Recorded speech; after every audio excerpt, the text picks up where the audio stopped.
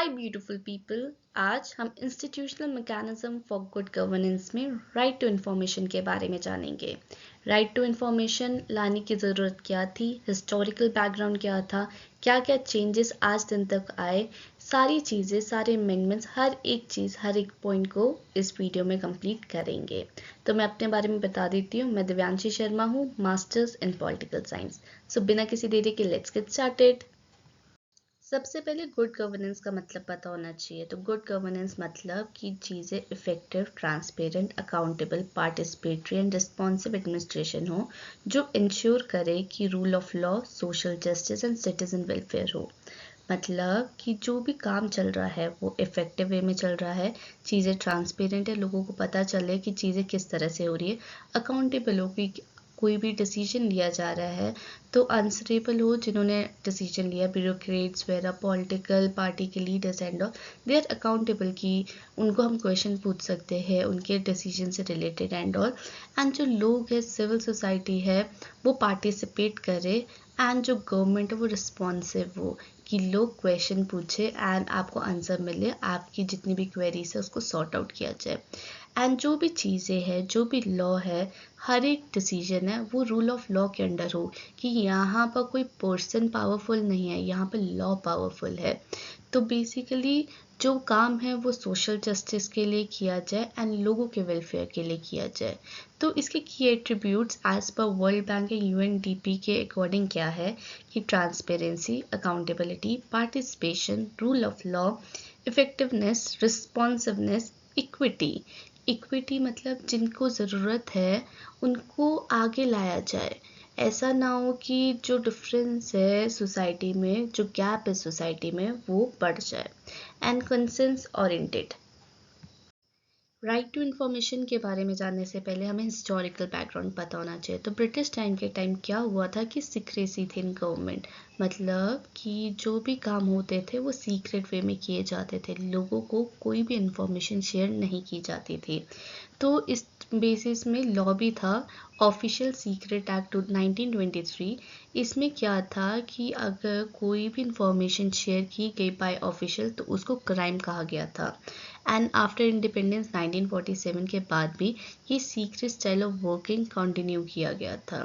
Therefore हम क्या बोल सकते हैं कि जो सिटीजन्स हैं उनके पास कोई भी राइट नहीं थे कि वो कोई भी इंफॉर्मेशन जाने रिगार्डिंग कि जो पैसे हैं वो कहाँ पर स्पेंड हो रहे हैं, जो गवर्नमेंट डिसीजन ले रही है वो क्यों ले रही है। तो लोगों के पास क्वेश्चन करने के लिए कोई भी राइट नहीं थे एंड लोगों को कोई इन्फॉर्मेशन ही नहीं दिया जाता था। अब आफ्टर इंडिपेंडेंस क्या हुआ कि जो लोग हैं उनको राइट्स चाहिए थे।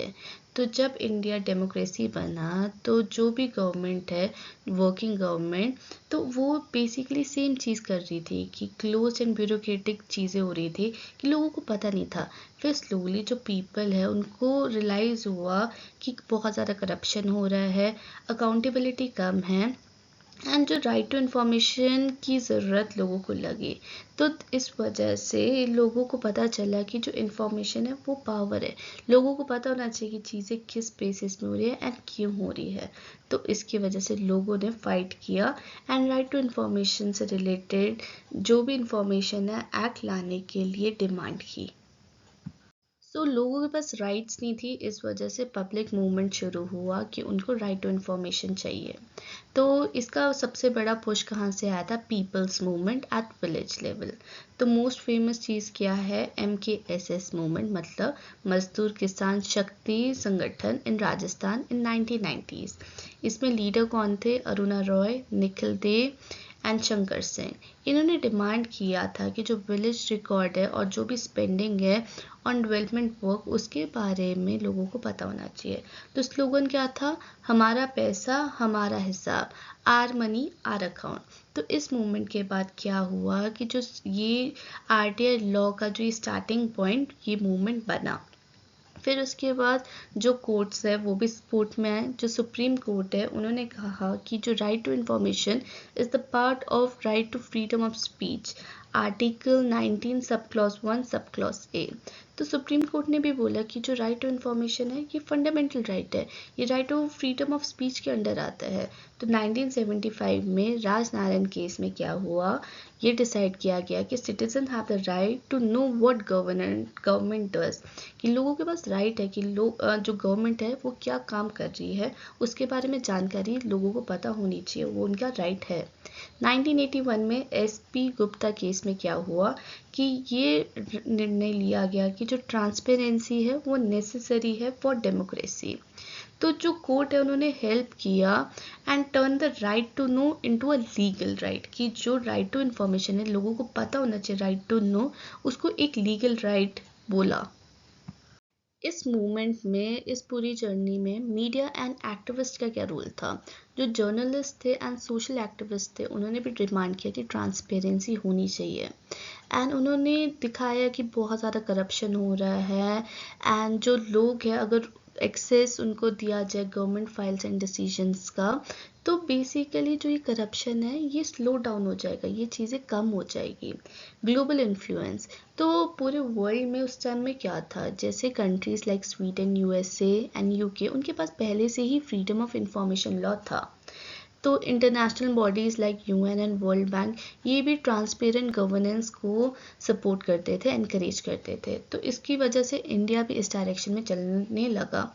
फिर उसके बाद 2005 में ये लॉ आया, राइट टू इंफॉर्मेशन एक्ट। इससे पहले, इस लॉ को लाने से पहले क्या क्या चीज़ें हुई थी, तो 1997 में तमिलनाडु फर्स्ट स्टेट बना था to bring this RTI law and उसके बाद गोवा, राजस्थान, दिल्ली, इन लोगों ने भी ये लॉ लाया। फिर 2002 में क्या हुआ था, freedom of information act pass हुआ था and we can never properly use. Basically ये जो एक्ट था बहुत वीक था, कभी भी प्रॉपरली यूज नहीं किया गया था। फिर 2005 में right to information act pass हुआ था एंड ये काफ़ी स्ट्रॉन्ग था एंड नेशन वाइड लॉ था। तो राइट टू इंफॉर्मेशन एक्ट 2005 एक बिग चेंज आया था। इसने ट्रांसपेरेंसी और अकाउंटेबिलिटी, गवर्नमेंट को अकाउंटेबल बनाया था कि गवर्नमेंट रिस्पॉन्सिबल है अपने डिसीजन के लिए, आंसरेबल है लोगों के लिए कि उन्होंने वो डिसीजन क्यों लिया है एंड चीज़ें किस तरह से हो रही, गवर्नेंस किस तरह से हो रही, ट्रांसपेरेंसी, लोगों को पता होना चाहिए कि चीज़ें, उनका पैसा कहाँ यूज़ हो रहा है एंड सारे डिसीजन लेने का क्या रीज़न है, लोग बेसिकली क्वेश्चन कर सकते हैं गवर्नमेंट को। तो basically any citizens can now ask for information from any public office. तो वही है कि लोग कोई भी इंफॉर्मेशन किसी भी पब्लिक ऑफिस से मांग सकते थे। इस वजह से क्या हुआ कि जो गवर्नमेंट है वो आंसरेबल हुई लोगों को। अब हम इंस्टीट्यूशनल फ्रेमवर्क के बारे में जानेंगे। पहले सेंट्रल लेवल में इंस्टीट्यूशन कौन सा है, सेंट्रल इंफॉर्मेशन कमीशन। तो ये इंडिपेंडेंट स्टैट्यूटरी बॉडी है जो आरटीआई एक्ट के थ्रू बनी है। इसका हेडक्वार्टर न्यू दिल्ली में है। कॉम्पोजिशन में कौन कौन है इसमें members, chief information commissioner plus 10 information commissioners. Appoint कौन करता है इन्हें, president of India on the recommendation of prime minister जो चेयरपर्सन है, leader of opposition in Lok Sabha and union cabinet minister nominated by prime minister. इनका टेन्योर है 3 years और until 65 years of age as per RTI amendment act 2019। इससे पहले क्या था, 5 साल इनका टेन्योर था। रिमूवल प्रोसेस क्या है, same as the chief election commissioner, कि सिर्फ प्रेसिडेंट इनको रिमूव कर सकते हैं on the ground proved misbehaviour और इनकैपेसिटी। फंक्शंस और पावर्स क्या है, ये second appeal and complaint register करता है against central public authority, ministries and PSUs. ये ऑर्डर कर सकता है डिस्क्लोजर ऑफ इंफॉर्मेशन की चीज़ें बताई जाए कि किस तरह से डिस्क्लोज की जाए, लोगों को बताई जाए कि how the things work on and ये डायरेक्ट कर सकते हैं डिपार्टमेंट को to take step for better RTI compliance, की चीज़ें आरटीआई में अच्छी तरह से हो, इसलिए वो डायरेक्ट कर सकते हैं डिपार्टमेंट्स को टू टेक स्टेप्स। एंड ये एनुअल रिपोर्ट सबमिट करता है to the government which laid before the parliament. इसका सिग्निफिकेंस क्या है, it act as the final authority of central level ensuring transparency and citizen right to information are protected.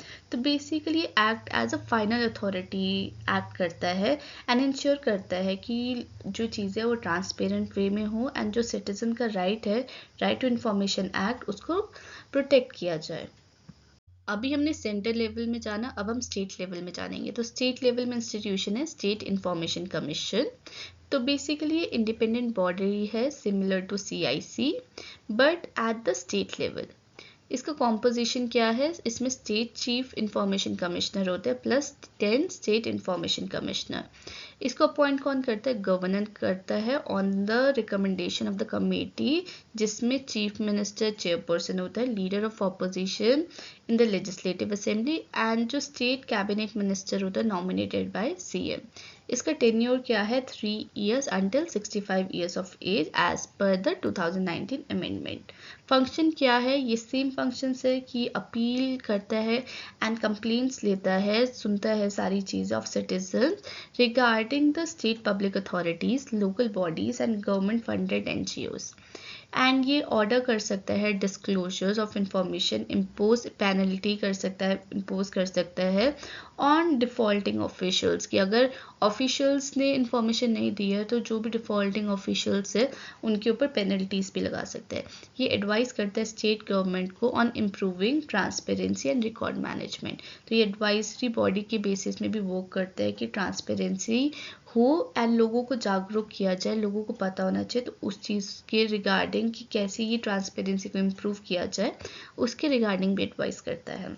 And ये भी annual report submit करता है to state government, जो state legislature के उसमें सामने लाई जाती है। एंड इनका सिग्निफिकेंस क्या है, ये as a watch dog of transparency check करता है कि ट्रांसपेरेंसी है या नहीं है स्टेट लेवल में। एंड इसमें क्या क्या इंक्लूड्स होते हैं, म्यूनिसिपैलिटी में इंक्लूड होती है, पंचायत में इंक्लूड होता है एंड स्टेट डिपार्टमेंट्स में इंक्लूड होते हैं। अब हम नोडल मिनिस्ट्री के बारे में जानेंगे। Department of personal and training ये इंस्टीट्यूशन है। तो बेसिकली ये किसके अंडर आता है, ये अंडर आता है ministry of personnel public grievance and pension, government of India. तो इनका रोल क्या है नोडल एजेंसी का। तो बेसिकली ये फ्रेम करते हैं rules, guidelines, FAQs for implementing the RTI act across ministries. And ये कोऑर्डिनेट एंड मॉनिटर करते हैं चीज़ें कैसे इम्प्लीमेंट होनी चाहिए through out the central government. ये मेंटेन करते हैं एंड ऑपरेट करते हैं RTI को ऑनलाइन, जो RTI का ऑनलाइन पोर्टल है उसको। एंड ये ऑर्गेनाइज साथ में करते हैं training and awareness programme for PIOs and citizens to strengthen the RTI culture. ये साथ में डाटा को कंपाइल करते हैं from CIC annual report and prepare करते हैं overall national RTI performance statistics. तो इनका सिग्निफिकेंस क्या है, ये एक्ट करते हैं as a administrative backbone of the RTI system, ensure करते हैं कि smooth coordination, awareness and standardization among all the departments, की चीज़ें सही से हो रही है, हर चीज़ें ठीक से चल रही है या नहीं, तो वो चीज़ें ये चेक करते हैं। सिग्निफिकेंस एंड इम्पैक्ट क्या है राइट टू इन्फॉर्मेशन एक्ट का, ये ट्रांसपेरेंसी एंड अकाउंटेबिलिटी लाता है कि जो गवर्नमेंट वर्क करे रहे, ब्यूरोक्रेट्स वर्क करे, डिसीजन ले रहे हैं, उसके लिए दे आर रिस्पॉन्सिबल, अकाउंटेबल है कि लोग क्वेश्चन पूछ सकते हैं, they are responsible to the citizens, उनको आंसर्स देना पड़ेगा जो भी वो एक्शंस लेते हैं। जिस वजह से जो लोग हैं उनको एम्पावर किया जाता है, लोगों को जागरूक किया जाता है एंड लोगों के पास अब पावर है as a legal right to information act. And इस वजह से क्या होता है, जब लोग जागरूक होते हैं तो करप्शन भी कम होता है एंड जो सर्विस डिलीवरी है वो भी इम्प्रूव होती है। एंड अब लोगों के पास पावर है, जो गवर्नमेंट है वो आंसरेबल है, जिस वजह से जो डेमोक्रेसी है वो भी स्ट्रेंथन होती है। RTI लाने के बेनिफिट्स कुछ एग्जांपल्स है, जैसे आदर्श हाउसिंग स्कैम महाराष्ट्र। तो RTI एप्लीकेशन ने रिवील किया था irregular allocation of flats meant for war widows. तो किस तरह से इसमें करप्शन हो रहा था उसके बारे में RTI के थ्रू लोगों को पता चला था। नेक्स्ट एग्जाम्पल है कॉमनवेल्थ गेम स्कैम दिल्ली। इसमें RTI ने एक्सपोज किया था misuse of funds and lack of transparency in project contracts. PDS and NREGA monitoring, ये citizen use RTI to check fake job card, ghost beneficiary and ration theft. And mid day meal scheme में क्या हुआ था, जो parents है and NGO है उन्होंने RTI को इंश्योर किया था कि जो proper utilization of fund and quality of food मिल रहा है या नहीं मिल रहा है। तो अब लोग क्वेश्चन पूछ सकते थे, लोग देख सकते थे कि चीज़ें सही से हो रही है या नहीं हो रही है। अगर करप्शन हो रहा है तो उनको श्योर होना है कि करप्शन हो रहा है या नहीं हो रहा है, तो वो आरटीआई लगा के इंफॉर्मेशन ले सकते थे। तो अब जो गवर्नमेंट है, ब्यूरोक्रेट्स है, जो भी अथॉरिटी है, गवर्नमेंट अथॉरिटी है, अब वो अकाउंटेबल है, आंसरेबल है, जिस वजह से अब क्या होता है कि करप्शन कम हो रहा है। एंड जो बेसिकली लोग हैं वो अब करप्शन नहीं करना चाह रहे, क्योंकि पता है कि फंसने के चांसेस इंक्रीज है। अब चैलेंजेस क्या है इम्प्लीमेंटेशन के आरटीआई के? लैक ऑफ अवेयरनेस, लोगों को अभी तक नहीं इतने जागरूक हुए हैं, उनको इसके बारे में नहीं पता है। एंड बहुत सारा डिले एंड बैकलॉग है, लाइक बहुत सारे पेंडिंग अपील्स है, कंप्लेंट्स है इन information commission. Misuse of RTI भी काफ़ी ज़्यादा होता है कि कई बार क्या होता है कि हैरेसमेंट एंड पर्सनल राइवलरी के लिए आरटीआई लगा दिया जाता है। वीक इन्फोर्समेंट है कि जो पेनल्टीज़ है वो हमेशा इम्पोज नहीं होती है, कई बार जो डिपार्टमेंट्स है वो इग्नोर कर लेते हैं रिक्वेस्ट को। एंड थ्रेट टू एक्टिविस्ट, कई बार क्या होता है कि जो आरटीआई यूज़र्स है या विसल ब्लोअर्स है, कई बार वो वायलेंस को फेस करते हैं। तो हम कॉन्क्लूड क्या कर सकते हैं कि जो आरटीआई एक्ट 2005 है, ये एक लैंडमार्क लॉ है जिन्होंने ट्रांसफॉर्म किया था relationship between the state and citizen. इन्होंने ओपन गवर्नेंस को प्रमोट किया था, इंश्योर किया था अकाउंटेबिलिटी होनी चाहिए, एंड इन्होंने रियल मतलब बताया था डेमोक्रेसी क्या होती है, जहाँ पर लोगों के पास पावर है। However, it must be strengthened through better awareness, protection of activists, and digital transparency tool. दो इतने बेनिफिट्स हैं आरटीआई के, लेकिन इसको ज़्यादा स्ट्रेंथन करने के लिए लोगों को ज़्यादा जागरूक करना ज़रूरी है, जो एक्टिविस्ट है उनको प्रोटेक्ट करना ज़रूरी है, एंड इसमें डिजिटल ट्रांसपेरेंसी जो टूल है उसको लाना ज़रूरी है। अब हम क्या जानेंगे? हम जानेंगे रीसेंट डेवलपमेंट जो राइट टू इन्फॉर्मेशन एक्ट में लाई गई थी। तो 2023 में ना new law on data privacy को पास किया गया था। वो लॉ क्या था? Digital personal data protection act 2023। इसमें सेक्शन 8 सब क्लॉज 1 सब क्लॉज जे को चेंज किया गया था of right to information act. पहले क्या होता था, जो पर्सनल इन्फॉर्मेशन है लाइक नेम, मार्क्स, सैलरी, वो सारी की सारी बता दी जाती थी। उसको रिव्यू सिर्फ एक ही बेसिस में किया जाता था कि अगर इस इंफॉर्मेशन का कोई भी लिंक पब्लिक इंटरेस्ट से नहीं है। बट अब इसमें चेंज क्या लाया गया कि जितनी भी पर्सनल इन्फॉर्मेशन है उन सारी इन्फॉर्मेशन को डिनाई कर सकते हैं। अब इसका क्या, इसमें चिंता की क्या बात है? अब चिंता की ये बात है कि इसने जो राइट टू इन्फॉर्मेशन एक्ट है उसको वीक कर दिया है, क्योंकि अगर आपको पर्सनल डाटा ही नहीं पता चलेगा तो आप करप्शन के बारे में कैसे पता करोगे?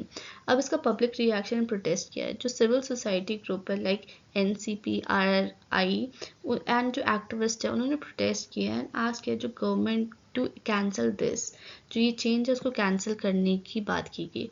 Over 100 members of parliament also signed a letter demanding that the government to restore the old version of RTI Act.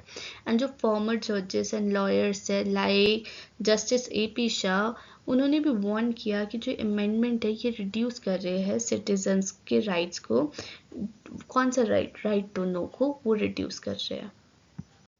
अब इसमें गवर्नमेंट का क्या रिप्लाई है? जो गवर्नमेंट है उन्होंने बोला है कि उन्होंने ये चेंज इसीलिए लाया है कि वो प्रोटेक्ट कर पाए लोगों की प्राइवेसी को। एंड उन्होंने एक जो जजमेंट है उसको कोट किया है, वो है supreme court Puttaswamy judgement 2017।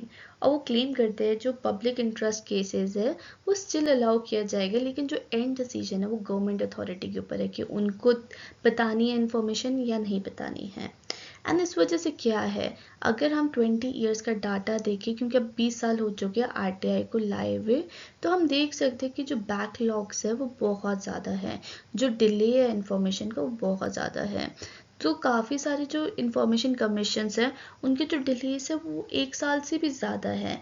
18 out of 29 commission have serious backlogs, like उनके जो 18 जो कमीशंस है उनके बैकलॉग्स कुछ ज़्यादा ही है कि उन्होंने इन्फॉर्मेशन दी नहीं है। जो राइट टू इन्फॉर्मेशन एक्ट जो ये दिया गया सिटीजन्स को पावर, लीगल पावर दी गई है, ये तो बेसिकली जो सिटीजन्स उनका फेथ छीनने की बात हुई है ना, क्योंकि वो इंफॉर्मेशन मांग रहे हैं लेकिन उनको इंफॉर्मेशन दी नहीं जा रही, अगर दी जा रही है तो काफ़ी लेट दी जा रही है। अब इसमें अदर इश्यूज क्या है और क्या क्या चीज़ें लाई गई हैं। जो एक्टिविस्ट है, आरटीआई लगा के जो लोग हैं जो इन्फॉर्मेशन लेते हैं, उनको कई बार थ्रेटन भी किया जाता है, अटैक भी किया जाता है। कई बार क्या होता है कि जो ऑफिशियल है वो इग्नोर करते हैं orders of information commission. For example जो पंजाब में क्या हुआ था, जो ऑफिसर है, ऑफिसर की जो सैलरी है उसी को स्टॉप कर दिया गया था क्योंकि उन्होंने वॉयलेट किया गया था आरटीआई। तो बेसिकली क्या हुआ था, जो पंजाब एन ऑफिसर सैलरी वो स्टॉप फॉर वॉयलेटिंग आरटीआई। सोचो कि अगर ऑफिसर दे रहा है इंफॉर्मेशन तो उनकी सैलरी को ही रोक दिया जा रहा है। And the central government control the tenure and salary of information commissioner after the 2019 amendment, reducing their independence. अब जो सैलरी है इंफॉर्मेशन कमिश्नर की वो भी अब सेंट्रल गवर्नमेंट के कंट्रोल में है। अब इससे क्या हो रहा है कि जो इनके इंडिपेंडेंस है वो तो ख़त्म ही हो रही है इस अमेंडमेंट के बाद। तो बेसिकली हम क्या बोल सकते हैं, जो आरटीआई है वो लोगों को पावर देता है to ask what, why and how the government works. But जो ये न्यू लॉ है ये डिले भी कर रहा है चीज़ों को, एंड जो लोगों की पावर है उनसे वो छीन भी रहा है डायरेक्टली और इनडायरेक्टली। एंड इस वजह से जो ये रिफॉर्म है वो लाना ज़रूरी है, पुराने जो आरटीआई को लाना ज़रूरी है, क्योंकि इससे क्या है, आरटीआई से जो डेमोक्रेसी है, स्ट्रॉन्ग डेमोक्रेसी लाई जा सकती है। एंड जो आरटीआई है वो ओपन, फास्ट और फियरलेस होना चाहिए कि लोगों के पास पावर है तो लोगों को इन्फॉर्मेशन पता होनी चाहिए। तो इसी के साथ जो हमारा राइट टू इन्फॉर्मेशन एक्ट है वो पूरा कंप्लीट होता है।